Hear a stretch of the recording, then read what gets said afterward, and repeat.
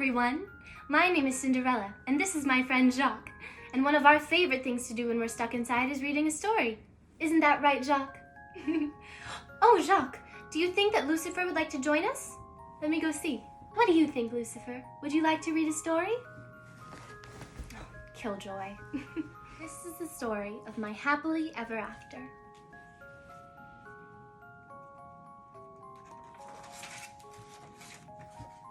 One day, Gus, Jacques, and the other mice who lived in Lady Tremaine's chateau gathered around their friend Cinderella as she pulled her mother's old dress out of a trunk. "Isn't it lovely?" Cinderella said.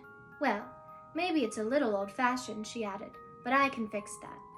Earlier that day, the mice had watched as an invitation to a royal ball arrived. Ever since Cinderella's father died, her stepmother, Lady Tremaine, had forced her to do all of the housework. But her stepmother had promised that Cinderella could go to the ball if she finished her chores and found something presentable to wear. Her mother's old dress needed a few alterations, which wouldn't be too difficult if Cinderella could find the time to do them.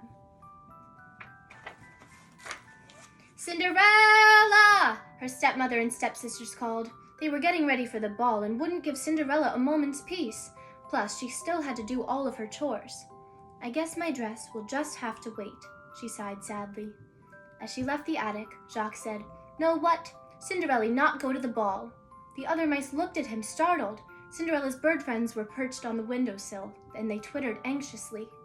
"Work, work, work," Jacques explained with disgust. "She'll never get her dress done."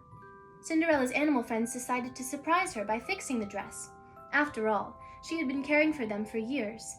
Just that day, she had rescued poor Gus from a mousetrap, and then she had given him a new shirt and fed him. Every day, she made sure her mouse and bird friends got enough to eat. The mice and birds worked together to make Cinderella's dress the most beautiful at the ball. First, they measured the gown's skirt. Jacques and Gus used scissors to cut a long swatch of pink fabric.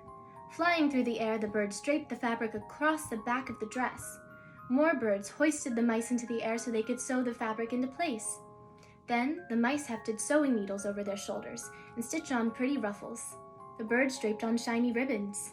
As a finishing touch, Gus and Jacques found a sash and a string of beads that the stepsisters had thrown away. The birds and mice completed the dress just as the carriages arrived to take Lady Tremaine and her two daughters to the ball. Sure she wouldn't be able to attend, Cinderella sadly climbed the stairs to her attic room. But when she opened the door, her animal friends called out, "Surprise!" "Oh, thank you so much," Cinderella exclaimed. The birds and mice were overjoyed to see their friends so happy. She was always working so hard. When Cinderella ran downstairs in her new dress, her stepsisters and stepmother were very surprised. They hadn't thought Cinderella would find anything to wear. "We did make a bargain, didn't we, Cinderella?" her stepmother said. Suddenly suspicious, Jacques and Gus watched from a mouse hole in the wall. "Those beads give it just the right touch, don't you think, Drizella?" Cinderella's stepmother asked. "Why, you little thief!" cried Gisella. She lunged and ripped the beads off Cinderella's neck. "Look, that's my sash!" Anastasia piped up. The girls tore Cinderella's lovely dress to shreds and then flounced out the door to their carriage. Her hopes dashed, Cinderella ran to the garden crying. Cinderella's animal friends gathered around her as she wept on a stone bench. They wished they could comfort her. Suddenly, Cinderella heard an unfamiliar voice say, "There, there, dry your tears." It was Cinderella's fairy godmother. Waving her magic wand, the fairy godmother turned a pumpkin into a magnificent coach. Cinderella stared in amazement as the fairy godmother continued to work her magic. "Bibbidi-bobbidi-boo," she cried. Soon 4 of the mice, including Gus and Jacques, had turned into white horses. Bruno the dog became the footman, and the stable horse became the coachman. Then the fairy godmother looked at Cinderella's torn dress. "Good heavens, child," she exclaimed. "You can't go to the ball in that." She waved her wand once more. Suddenly, Cinderella was wearing beautiful glass slippers and a blue ball gown that shimmered like diamonds. Even her hair was arranged elegantly. She gazed at her reflection in the fountain with disbelief. "It's more than I could ever hope for," she declared, her eyes sparkling. The fairy godmother helped Cinderella climb into the coach. "You must understand, my dear, on the stroke of 12, the spell will be broken." When she arrived at the ball, Cinderella felt as if she were in a dream. Everyone wondered who this mysterious girl was. The handsome prince bowed before her, and Cinderella felt her heart pounding. They danced together in the castle garden. Gazing into her eyes, the prince leaned down to kiss her, just as the clock struck 12. When she heard the bell toll, Cinderella remembered the fairy godmother's warning.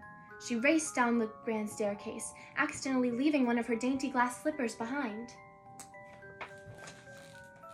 The next day, Cinderella went about her chores. She daydreamed and hummed a waltz as she worked. Cinderella's mouse friends tried to warn her to be careful, but she was too busy thinking of the prince. Lady Tremaine overheard Cinderella and recognized the song from the ball.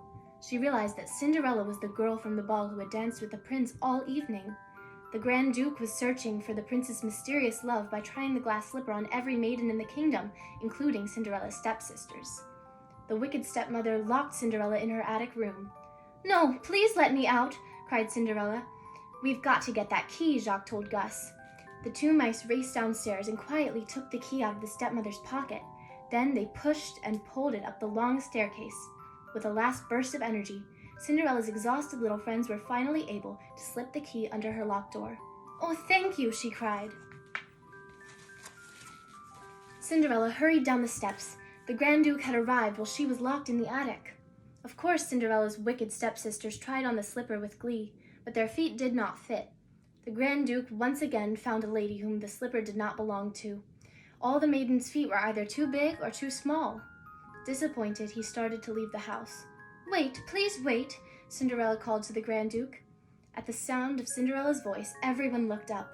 The mice hugged each other hopefully, but Cinderella's stepmother was so upset that her stepchild had escaped, and she tripped the Grand Duke with her walking stick. The slipper Cinderella had left behind at the ball shattered. Luckily, Cinderella still had the other slipper. She pulled it out of her pocket and tried it on. The slipper's perfect fit proved that Cinderella was the beautiful young woman who had won the prince's heart. The prince asked for Cinderella's hand in marriage, and the very next day they had their wedding at the palace. I would like to thank you all for reading that story with me. Now, I know times like this can be hard, but one of my favorite things to do is sing. So I was wondering if you would like to join me in a sing-along. Now, when I'm feeling down, this song keeps me believing in better days. A dream is a wish your heart makes when you're fast asleep. In dreams you will lose your heartache. Whatever you wish for, you keep. Have faith in your dreams, and someday your rainbow will come smiling through. No matter how